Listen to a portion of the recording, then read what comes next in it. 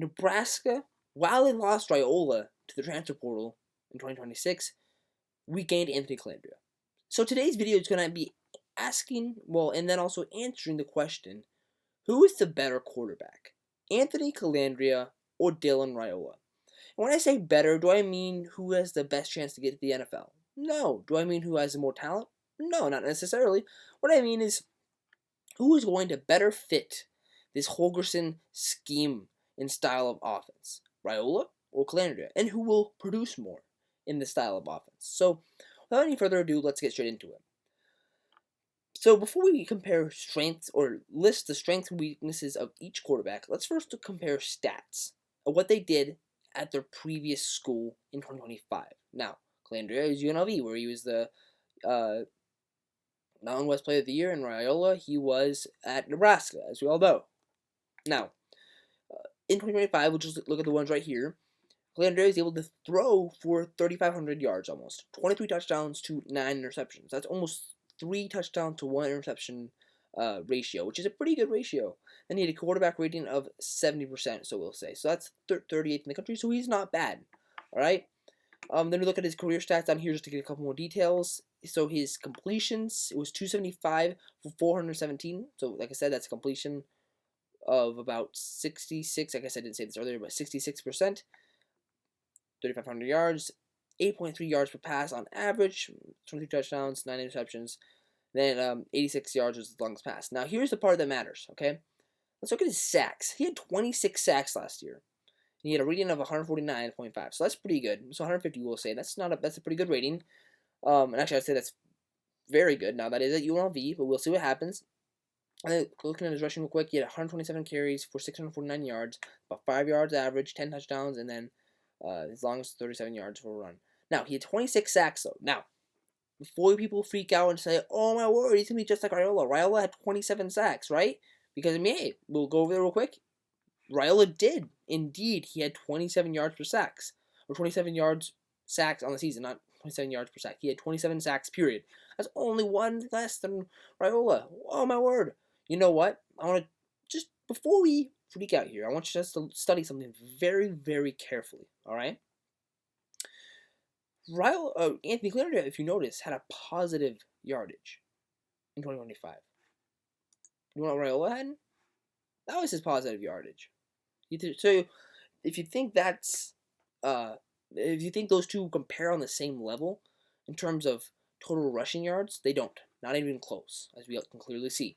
What often would happen is Colandrea would do now, and this is a concern that we'll get to. He would either sit in the pocket too long, trying to look for a long developing play and get sacked, and this happened a lot at Virginia, particularly, not so much UNLV. Or he would scramble and get sacked on a failing pass play. And so that's what would happen. And they're often short yardages. Now, 26 sacks does not sound as bad as it sounds. That actually means he only would get sacked on an average of 2 sacks per game. And he played all 13 games for UNLV. So that's only an average about 2 sacks per game. That's not that bad. I could definitely stand that. I mean, he's a mobile quarterback. That's certainly, like I said, not bad. Now we go to Raiola. We know he had 27 sacks. And he only played in, he missed the last 4 games. He only played in 8.5 games, so we'll say, and that's 27 games. So that's over 3 sacks per game. What he would average, which that's worse than Colandrea. But then on top of that, 2 of the teams they played were literally cupcake teams, and those were the only 2 games where he didn't get sacked. So of the 6 tough teams that he played against, he got sacked, I believe, at least once. Probably, I think more times. He got sacked 4 times against Cincinnati. He got sacked like 7 times against Michigan. He got sacked, I believe it was 5 or 6 times against Michigan State. We got sacked once against Northwestern and Maryland a piece, but that's because our offense was not like how it usually was ran. And then also we got sacked 9 times against Minnesota, and then against USC, I believe he only got sacked twice. But anyway, the point is this. Raiola was not fleet of foot, okay? That's the facts. He was not. He was just not fleet of foot. So, now that we've established stats on Colandrea, let's just look at Raiola, okay? So he's passing, right? And then we're looking at 2025. So he had, 181 attempt or completions for 250 attempts, 72% completion. So it's better than Colandrea. 2,000 yards, 8 yards on average, 18 touchdowns, 6 interceptions. So that's actually a 3-to-1 ratio. So that's pretty good. And then 64 yards is his longest, then sacked 27 times, and he had a quarterback rating of 158. So actually, his quarterback rating was better than Calandrea's by about 9 points, so to speak, right? So that's the stats. So in terms of passing, in terms of completion, Raiola is better. And in terms of actually less interceptions, Raiola is better, but also Raiola didn't play a full season. And Calandrea, we'll get to why I think he threw so many interceptions. But anyway, let's now compare weaknesses and strengths for Calandrea, and then we'll do the same for Raiola. And at the end, we'll make the conclusion of who is better, Calandrea or Raiola. So first off, I think a major strength for Calandrea is he's a very competitive guy, and he also plays with a chip on his shoulder, and he knows that you have to work for what you want to get. Like, he's a hard worker. He kind of is like a blue collar sort of guy in a sense where he knows he has to work and kind of get himself out by his own bootstraps. If you, still the saying kind of goes. And so Calandrea, he's a hard worker, and I think he wants to keep improving, and he is very competitive. Number one. Number two, he's very mobile. He's dual threat. He can run the ball. He can extend plays with his feet, and he is, like I said, he's able to scramble, and that's a good thing. And then after that, those two strengths, number three is he's got a pretty good passing game. I mean, hey, say what you want to say about him, but 3,459 yards is, I mean, that's pretty darn good. It doesn't matter if it's in a group of 5 conference. That's pretty darn good. I mean, if he can put those numbers at UNLV, I think he could put something similar at Nebraska with a better coaching staff and better receivers. But granted, you are playing against better corners and safeties, and you got bigger horses running after you in the defensive line. But that being said, still the facts are the facts. The facts are the facts. He's still a good passer. He's competitive, and he's also mobile. Those are his 3 biggest strengths in my opinion. And yeah, and then also like he's definitely very much so in shape, and that's a very good thing for Calandrea. But now let's get to his weaknesses. And number one is his size. He's only 6 foot. 205 pounds, I mean, that's not bad. Like, 205 pounds, that's pretty trim, and that's not bad. But I'm more worried about the 6 foot. He's listed as 6 foot. He might be a little shorter, in my opinion. He might be like 5'11". I don't know for sure, but the point is that he's just not tall. Like, Raiola, I believe, was 6'4", 6'3", 6'3", okay. So, yeah, Raiola was, 3 inches taller, and I mean, that will help you, because now, that means Calandrea really won't be able to make those deep passes. Like, you know what I'm saying? Like, and that's kind of what Holgorsen likes, is those deep, like, just air raid passes that he likes to throw in his offensive scheme. And then, I mean, just Calandrea, I don't think he'll be able to do that. Like, he just won't be able to. I mean, he won't. I mean, he probably will, like, sometimes, but he's not gonna always be able to, because there's so many, like, just tall defensive linemen he's gonna have to see over. I mean, and there's a lot of talented players on opposing defensive lines we'll be going up against in the fall. So that's just a fact I want to point out. So then number 2 is his inconsistency in the passing, okay? And that really just goes to show, like, his turnovers, I mean, yes, 9 interceptions doesn't sound bad, but, like, he also fumbled it a fair bit of times, too. He fumbled it, I mean, yeah, definitely a decent amount of times. I am kind of worried that he's going to have a certain, like, interception problem. And on top of that, I mean, I think just his passing inconsistency will be a problem. Like, I think he might be like Raiola, he might be a little bit indecisive, and he might just throw a bad one. Because another thing is, like, he's a little bit overconfident. Like, he's a little bit reckless, he doesn't care about what people think. Now, that's a good thing, that's actually kind of a positive, but at the same time, like, not caring to the point where you just turn over the ball because you're throwing a deep one downfield and don't really care if it gets caught. Well, if that's what's happening, Calandrea is going to turn it over a lot. In the Big Ten, we got a lot better defenses you're going against than UNLV. So there's that. And, I mean, overall, I mean, like, his fumble frequency, I'll mention there's this post I saw on, I think it was Reddit, where it said that his turnover frequency was fairly close to that of Jeff Sims. Close enough that it kind of makes me worried. Now, Here's the caveat, though. Here's the thing that why I'm not super, super worried. Because Colandrea at least has a quarterbacks coach and is more experienced than Jeff Sims. We didn't have a quarterbacks coach in 2023 when Jeff Sims was there. We do now. Glenn Thomas, and he's developed guys to the NFL wherever he's gone. So, we'll see what happens. Excuse me. Sorry, I keep yawning. So, yeah, anyway, Colandrea, that's just the facts there. Like I said, he's a good quarterback. I think his biggest issue is just his turnover problem. But another great thing that he has, definitely a big strength, is that he is experienced, more experienced than Raiola. Maybe not in Big Ten, but this will be his 4th year, and he will be able to play a 5th year.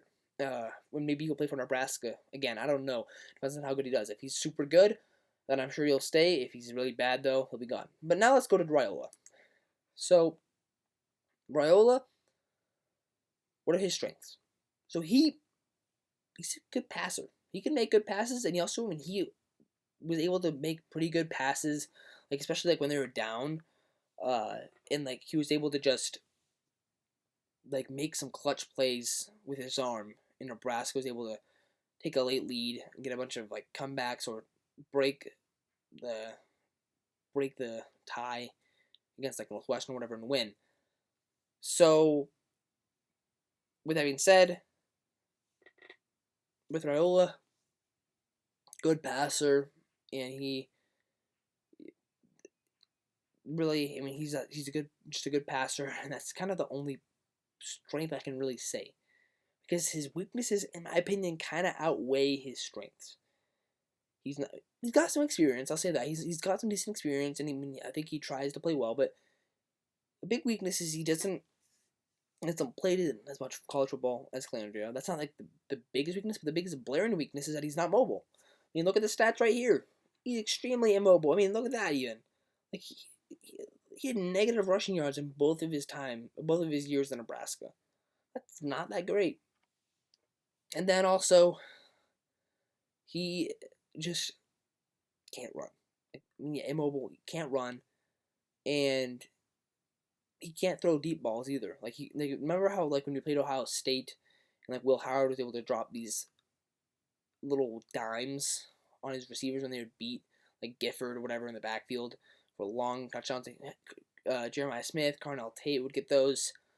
But Nebraska purely could not do that with Raiola because he doesn't have the arm. So really, in terms of passing, Raiola and Colandrea are actually pretty darn similar. Because, while the numbers look good for Raiola, you forget a lot of those completions and yardage numbers, they were all, just short little screen passes into the flat that would, be ran after into a touchdown, yards after play, so to speak. In fact, actually, this 64 long touchdown, that wasn't a pass that he threw to a receiver. It was in the flat to Isaiah Hunter, and he ran it afterwards against Maryland. I'm pretty sure that's what it was. So he shouldn't get credit for those. It should be Isaiah Hunter and whoever else, Emma Johnson, whatever. So that's the truth there. So in total comparison, so before we actually answer this, so concluding this, we've compared their strengths and weaknesses, or we've compared their stats, looked at the strengths and weaknesses for each quarterback. Now let's just look, what has Holgorsen historically used? Has he used mobile quarterbacks, or has he used immobile quarterbacks that can't run? Or actually, we should even talk just overall in football. What teams like to just have a one-dimensional quarterback? What team would want that? Yes, he might be a 5-star or whatever, but who wants a one-dimensional quarterback? In my opinion, no one really would. That's where it's kind of confusing that Holgorsen would, kind of be all hyped up about Raiola when he knew that, with Colandrea, it really opens the playbook. With Raiola, you have a very one-sided, one-dimensional playbook. So, it's very obvious that Colandrea fits Holgorsen's scheme much better. But, overall, who's going to be the better quarterback? It's Colandrea. I just think it is. Will Raiola get drafted? Yeah, he probably will at Oregon. But was he better at Nebraska? No, he's not. He's not going to be better at Nebraska. I believe Colandrea will come in here, and he's going to be good. Now, will he be, like, lights out? I don't know personally. But if we could copy and paste those stats into 2026, I would be happy as a lark. That's all I could say. I would be very, very happy. So, with Colandrea, I think that he's just a better fit for the system and just a better quarterback overall in at Nebraska is what I predict.